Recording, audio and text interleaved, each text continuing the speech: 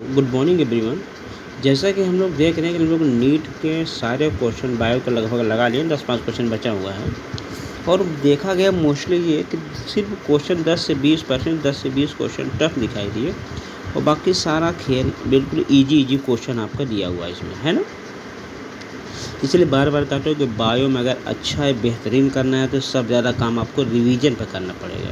क्योंकि अगर आप रिवीजन कर रहे हैं, कुछ क्वेश्चन सॉल्व कर रहे हैं, थोड़ी सी प्रैक्टिस कर ले रहे हैं, तो आपका बायो बहुत अच्छे से तैयार हो पा रहा है। ठीक है, बायो जब भी पढ़िएगा एक टारगेट बना लीजिए कि हमको 1 घंटा रिवीजन करना है, 1 घंटा आपका नए चीज़ें पढ़नी है और प्लस 1 घंटा आपको प्रैक्टिस करनी है। ठीक है, अगर ये टारगेट बना कर आप काम करेंगे तो आप देखिएगा 90 में से 90 क्वेश्चन आपका सॉल्व हो जाएगा। कोशिश करिए रिवीजन को थोड़ा सा ज़्यादा महत्व दीजिए, यानी 60% रिवीजन, 40% न्यू टॉपिक ऐड करिए। ठीक है, फिर आप देखेंगे कितने आसानी से अच्छे मार्क्स आप ला सकते हैं। बाकी बुक्स के लिए बहुत ज़्यादा परेशान होने की ज़रूरत नहीं है, बस 11-12 की एनसीईआरटी आप रखिए। अब एक रेफरेंस बुक रख लीजिए, क्योंकि कभी कभी कुछ क्वेश्चन 1-2 इधर उधर के आ जाते हैं, तो मोस्ट ऑफ द क्वेश्चन लगे 80-85% आपका एनसीईआरटी सही रहता है। 10-15 क्वेश्चन जो है उसी में दाएँ बाएँ रेफरेंस बुक से भी 1-2 क्वेश्चन मिल जाते हैं। ठीक है, इनको तो हमको रेफरेंस बुक को आप हटा नहीं सकते हैं, थोड़ा सा उसको टच में बने रहेंगे तो आपका 90 ऑफ 90 मिल जाएगा। रेफरेंस बुक हटा दे देंगे तो थोड़ा सा 1-2 नंबर, 2-3-4 क्वेश्चन गायब हो जाएगा। तो इसको बैलेंस बना के चलना, आपको एनसीईआरटी पूरी जबान होनी चाहिए, प्लस रेफरेंस भी वो क्वेश्चन भी लगाइए और प्लस थोड़ा सा उससे आप रिवीजन करते रहें, कुछ देखते करते रहें, तो उससे क्या होगा, आपको पूरा पूरा मिल जाएगा। क्लियर है? आइए, तो ये है मतलब पढ़ाई को बहुत सरलता से पढ़िए, बहुत ज़्यादा उसमें परेशान की जरूरत नहीं है। एनसीईआरटी अच्छे से पढ़ो, रिवीजन करो, क्वेश्चन की प्रैक्टिस करो, रेफरेंस थोड़ा बहुत देखते रहो, रेफरेंस से क्वेश्चन आंसर करो, तो उससे आपका अच्छे से तैयार हो जाएगा। तो अभी तक हम लोगों ने 170 तक कंप्लीट किया। नेक्स्ट हम लोग शुरू करने जा रहे हैं 171। 170 देखो क्या पूछा कि विच of the following statement about rubisco is true. Rubisco enzyme सब जानते हैं कि ये पूरे वर्ल्ड की सबसे ज़्यादा अमाउंट में पाई जाने वाली एंजाइम आपके रूबिस्को है ना। और ये जानते हो कि ये बेसिकली आपके केल्विन साइकिल में यूज होती है। तो कहते हैं कि इसमें पूछा कि कौन सा ट्रू है, क्योंकि डार्क रिएक्शन में होता है, लेकिन ध्यान रखिएगा डार्क रिएक्शन सिर्फ डार्क में नहीं होता है। डी से पहला point, it active only in dark, तो एक झटके में आदमी लगा सकता है कि ये ऐसा, लेकिन ऐसा नहीं है, डार्क नहीं रहेगा तो भी, क्योंकि डार्क रिएक्शन के लिए लाइट नेसेसरी नहीं है। तो खुशी की बात नहीं तो और खुशी की बात है। It has high affinity for oxygen, बिल्कुल नहीं, ये CO2 के लिए ज़्यादा एफिनिटी है। इसके 2 वैरायटी होते हैं, लेकिन वो CO नहीं, वो ऑक्सीजनेज होता है। It is enzyme involve in the photolysis of water, ये भी गलत दे दिया है। It catalyse the carboxylation of RUBP, ये बिल्कुल सही दिया हुआ है। यहाँ पर CO2 का कार्बोक्सिलेशन होता है और जिससे शुगर बनता है, ये इसलिए रूबिस्को एंजाइम पर्टिकुलर उसी के लिए काम करता है। तो ये आपका 4th वाला जो ऑप्शन है वो बिल्कुल सही जवाब है। ठीक है, तो देखते रहिएगा। तो कहने का मतलब है कि ये चीज़ें जब आप कर पाएंगे, जब आपको कॉन्सेप्ट बिल्कुल क्लियर रहेगा, तो नहीं तो आप झटके में पढ़ेंगे तो ये गलत हो जाएगी। आप पहले भी सही कर सकते थे, है ना, नहीं क्लियर है तो दूसरा भी सही करते हैं। नहीं, अगर आपको कोई चीज़ क्लियर नहीं है तो चारों ऑप्शन सही दिखाई देगा। इसलिए जब आप अच्छे से पढ़े रहेंगे तो उसको आप एनालाइज करेंगे, एनालिसिस करेंगे तो सही हो जाएगा। ठीक है, जिसे 72 पर दिया दूसरा, which of the following enzyme are not essential for gene cloning. Gene cloning सब जानने का रिस्ट्रिक्शन एंजाइम से बहुत ज़रूरी है। DNA लाइगेज ज़रूरी है और DNA पॉलीमरेज ज़रूरी है। बाकी 2 एंजाइम आप जल्दी सुने ही नहीं होगा, इसलिए दोनों एंजाइम क्या हो जाएगा, कैंसिल हो जाएगा। देख लो C और D पहला ऑप्शन दिया हुआ है, आंसर आप सही लगा सकते हैं। ठीक है, तो कुछ क्वेश्चन आप सिर्फ क्वेश्चन प्रैक्टिस किए हैं, रिवीजन किए हैं, तो भी बहुत आसानी से लग जाता है। इसलिए आपको घबराना नहीं है। हमने कहा ना बहुत सरलता से पढ़ाई करना, बहुत ज़्यादा सिर दर्द लेके नहीं पढ़ाई करना है। हाँ, लेकिन टारगेट बना के पढ़ना, हमको 1 घंटा रिवीजन करना ही करना है, 1 घंटा नए टॉपिक पढ़ना ही पढ़ना और 1 घंटा आपका प्रैक्टिस पर भी देना है। ठीक है, चलिए उसी तरीके हम लोग अगला क्वेश्चन चलते हैं 173। आइए देखा जाए, ये भी क्वेश्चन बहुत अच्छा है। कह रहा है कि read the following statement on plant growth and development पर कहा गया। ठीक है, आइए देखें। कह रहा है कि parthenocarpy can be induce by auxin, बिल्कुल सही। हम लोग जब पढ़ेंगे एंजाइम वाला तो आपको मिलेगा सही है। The plant growth regulator can be involve in promotion as well as inhibition of growth. बिल्कुल सही भाई, एंजाइम जो है सॉरी हार्मोन दो प्रकार के होते हैं, ग्रोथ को प्रमोट भी करते हैं, ग्रोथ को रेगुलेट भी करते हैं। जैसे ऑक्सिन है, साइटोकाइनिन है, जिबरेलिन, ये तीनों क्या है, ग्रोथ प्रमोटर हैं। एब्सिसिक एसिड हुआ और इथाइलिन हुआ, ये ग्रोथ इनहिबिटर है। ठीक है। तीसरा कह रहा है differentiation is a pre requisite for री डिफ्रेंशिएशन। बिल्कुल सही है, आपको पता होता है पहले डिफ्रेंशिएशन आता है, फिर डी डिफ्रेंशिएशन आता है, फिर लास्ट में री डिफ्रेंशिएशन, फिर प्री रिक्विसाइड है। बिल्कुल सही दिया हुआ है। चलिए आगे देखिए, चौथा ऑप्शन क्या दे रहा है ये। चौथा कह रहा है abscisic acid A plant growth promoter. अभी हमने आपको बताया कि जो ग्रोथ हार्मोन है उसमें एक आपके ग्रोथ प्रमोटर है, एक आपको ग्रोथ इनहिबिटर। इनहिबिटर में आपका यही आता है, एब्सिसिक एसिड आता है, एब्सिसिक एसिड आता है, ABA जिसको बोलते हैं, इसको स्ट्रेस हार्मोन भी बोलते हैं, और एक आपका आता है इथाइलिन। ठीक है, तो ये आपका गलत दिया हुआ है, यानी कहने मतलब डी गलत। Apical dominance promote the growth of lateral body, ये भी गलत दिया हो कि जब एपिकल डोमिनेंस होगा तो सीधा लंबा होता चला जाएगा, लैटरल ग्रोथ नहीं होगा। यानी आपका देखा जाए तो ये दो C, D और E गलत हैं। C और D गलत है, और अगर C और D गलत है समझ सकते हो क्या सही है, तीनों सही है। ठीक, तो देख लो ABC ओनली, यानी पहला ऑप्शन सही होगा। तो क्वेश्चन आसान रहा था, बशर्ते जब आप रिवाइज किए रहेंगे तो क्वेश्चन आपको लगाने में बहुत ज़्यादा परेशान होने की ज़रूरत नहीं पड़ेगी। चलिए अब हम लोग आ गए 174 पर। देखिए यहाँ पर बड़ा अच्छा दिया, विच of the following is important for the termination of, पूरा क्वेश्चन पढ़ लें, टर्मिनेशन ऑफ ट्रांसक्रिप्शन। जब कभी आप ट्रांसक्रिप्शन पढ़ेंगे तो सबसे पहले आपको मिलेगा एक एंजाइम जिसमें होता है सिग्मा फैक्टर, बाकी alpha, alpha dash, beta, beta dash W कर सकते हैं। ये आपका एंजाइम होता है, और इसके बाद इसी के साथ एक होता है रो फैक्टर जो इस प्रक्रिया को रोकता है। वही पूछा which factor important for termination of transcription, that is आपका रो फैक्टर, यानी आपका तीसरा सही है। ठीक है, क्वेश्चन आसान है, ये सब सिंपल NCERT कैसी सिंपल NCERT भी आप पढ़ लोगे तो भी आसान लग जाएगा। हमने आपको बताया 2-4 क्वेश्चन जहाँ थोड़ा सा रेफरेंस की ज़रूरत पड़ती, जैसे एक DNA उसमें आया था, खोज वाला आया था, जिसमें थोड़ा सा ज़रूरत पड़ गई, तो रेफरेंस भी थोड़ा सा बैकअप में बना के चलना है कि हमें किसी प्रकार के कोई क्वेश्चन छूटने ना पाए, बस ये टारगेट बना के चलना है। ये भी क्वेश्चन को बहुत अच्छा दिया हुआ है कि frog respire in water by the skin and buccal cavity on land, sorry frog respire in water में बाई स्किन और buccal cavity and on land by skin, buccal cavity and lung. देखो दो स्टेप दिया हो, एक तो साफ साफ करा कि फ्रॉग रिस्पिरेशन करता है वाटर में स्किन के थ्रू और बक्कल कैविटी के थ्रू। पहले हम समझते हैं कि फ्रॉग में रिस्पिरेशन कितने टाइप होते हैं। आप यानी 3 टाइप होते हैं, एक आपका होता है स्किन, एक आपका होता है बैको कैविटी या बक्कोफेरेंजियल, और एक आपका होता है पल्मोनरी या लंग्स।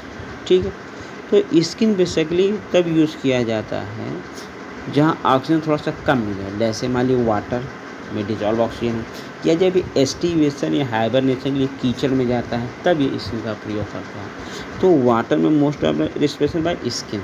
ठीक है, तो ये तो स्किन से, लेकिन इसमें जो ऐड कर दिया है, क्या ऐड कर दिया है, ये देखिए कि स्किन एंड बक्कल, तो बक्कल कैविटी तो गलत दे दिया है, यानी frog respire in water by skin सही है, लेकिन बक्कल कैविटी की लाइन गलत हो जा रही है। एंड लैंड पर स्किन बक्कल कैविटी लंगी तो सही है, क्योंकि बक्कल कैविटी मुंह, बक्कल कहते हैं मुंह से सांस लेना, जिस हम लोग कहते हैं, वो क्या करेगा, मुंह ऑक्सीजन खींचेगा और फिर छोड़ेगा। ठीक है, तो उसकी म्यूकस मेम्ब्रेन एब्जॉर्ब कर लेती है। लंग्स होता ही जानते हैं बेसिकली लैंड के लिए। और ये जो आप स्किन यहाँ पर रहे हो, स्किन जानते हो हाइबरनेशन स्टेज में जब कीचड़ में धंसा रहता है तब ये सांस लेता है, यानी कहते हैं पहला गलत है और दूसरा सही, यानी third the statement is false for water but true for land, यानी ये सही है, तीसरा इसमें आंसर आपको सही है। ठीक है, तो ध्यान रखिएगा। क्वेश्चन ना समझ में आए तो सबसे पहले उसको बार बार पढ़ो, जब बार बार पढ़ोगे क्वेश्चन अपने यहाँ बाहर आ जाएगा डर के मारे। देखिए अगला दिया हुआ है, twins are born to a family that live next door to you, the twins are boys and girls. जब भी कभी ट्विंस बॉयज और गर्ल्स होगा, ये समझ लीजिए कि ये डाई जाइगोटिक ट्विंस हैं। कौन है, डाइजाइगोट, या उसी के फ्रैटर्नल ट्विंस भी कहते हैं। क्योंकि अगर मोनोजाइगोटिक होगा तो या तो दोनों मेल होगा या तो दोनों फीमेल होगा। ठीक है, ये ध्यान रखना। तो कह रहा है कि बोथ बॉयज एंड गर्ल हैं। अगर बॉयज एंड गर्ल्स, पहली बात तो पहला गलत हो जाएगा, ट्विंस वाले गलत, ये गलत हो जाएगा। सही क्या है, द फ्रैटर्नल ट्विंस, ये आंसर सही है, यानी इसका दूसरा आंसर सही है, दूसरा आंसर सही है। और क्या कह रहा है, दे वेर कंसीव थोड़े विट्रोफल्डस, इन सब बकेटीगिरी है। दे हैव 70, ये भी हो जाएगा बकेटीगिरी है। ठीक है, तो सही जवाब क्या है, दे आर फ्रैटर्नल ट्विंस, इसको बोल सकते हैं सही भाषा में डाइजाइगोटिक ट्विंस। ठीक, चलिए नेक्स्ट हम लोग आते हैं, दिया हुआ है 177 कह रहा विच of the following microbe is not involve in the preparation of house hold product, यानी कौन से इसमें बैक्टीरिया हैं जो हाउस होल्ड घर के सामानों में यूज नहीं होते बनाने में। जैसे एस्परजिलस नाइगर नाम सुना होगा, ये बनाता है साइट्रिक एसिड, लेकिन ये कमर्शियल लेवल पे बनाता है। लैक्टोबैसिलस जनरली दही के लिए बनाने के लिए यूज किया जाता है, जो घर में भी यूज हो जाता है। ट्राइकोडर्मा पॉलीस्पोरिन, ये बनाता है साइक्लोस्पोरिन ए, जो इम्यूनोसप्रेशन होता है। और सैक्रोमाइसिस सर्विसेज आप जानते हैं अल्कोहल वगैरह बनाने के लिए, ये पोपियो बैक्टीरिया भी ज़्यादा चीज़ बनाने के लिए यूज़ किया जाता है। तो बेसिकली इसमें दो वर्ड हैं, एक एस्परजिलस नाइगर और एक आपका ट्राइकोडर्मा, यानी इसमें ए और सी सही है। तो ए और सी देखो कहाँ है, ये आपका दो आंसर, ए और सी देखो यहाँ पर देखो, ए और सी दिया हुआ है आंसर नंबर 2 में, तो ये आपका सही है। ठीक है, बाकी सब जनरली हाउस घर में यूज किया जाता है। तो एस्परजिलस नाइगर सिट्रिक एसिड बनाने के लिए यूज़ किया जाता है कमर्शियली, और ट्राइकोडर्मा क्या है, साइक्लोस्पोरिन बनाने के लिए यूज़ किया जाता है। हम लोग पिछले भी क्वेश्चन आया था, पिछले बार इसी में आया हुआ, आगे किसी दूसरे रूप में पूछा गया है। ठीक है, चलिए अब देखिए, जब भी मिलाने वाला क्वेश्चन आए तो आप सिर्फ आराम से उसको बैठ करके टाइम देकर समझिए, क्योंकि कभी कभी एक दो क्वेश्चन लगाने से भी सही हो जाता है। जैसे यहाँ पर दिया हुआ है कि progesterone hormone, relaxin hormone, melanocyte stimulating hormone, catecholamine दिया हुआ है। लिस्ट सेकंड दिया पास इंटरमीडिया, ओवरी, एड्रिनल मेडुला और कार्पस ल्यूटेन। एक तो इसमें कहेंगे सर, एक तो इसमें कन्फर्म सही है जिसको हम जानते हैं, ये बना लीजिए ए का फोर्थ, यानी कार्पस ल्यूटियम जो है वो आपका प्रोजेस्टेरॉन सिक्रीट करता है, ए का फोर्थ। अब देखो ए का फोर्थ दो, ये तो फर्स्ट सही होगा, सेकंड सही। दूसरा, जब रिलैक्सिन अगर एक कार्पस ल्यूटियम कवर कर लिया है तो रिलैक्सिन कहाँ से आएगा, ओवरी से आएगा। तो कहने मतलब बी का सेकंड हो जाएगा, बी का सेकंड, चालू आदमी दोनों में बी का सेकंड दिया हुआ है। तीसरा, मेलानोसाइट स्टिमुलेटिंग हार्मोन, या था पास इंटरमीडिएट से, या था सी का वन, देखो पहला सही हो गया। और कैटाकोलामाइन होता है एड्रिनल मेडुला से, जहाँ से एक हार्मोन सिक्रेट होता है जिसको आप बोलते हैं मेलानोसाइट हार्मोन, वो क्या कहते हैं, एड्रिनालिन हार्मोन। क्लियर, तो मिला जुला के आपका पहला सही हो गया। चलिए 178 हो गया। अब हम लोग आते हैं 179। देखो 179 क्या क्वेश्चन, तो हम लोग समझ लेते हैं।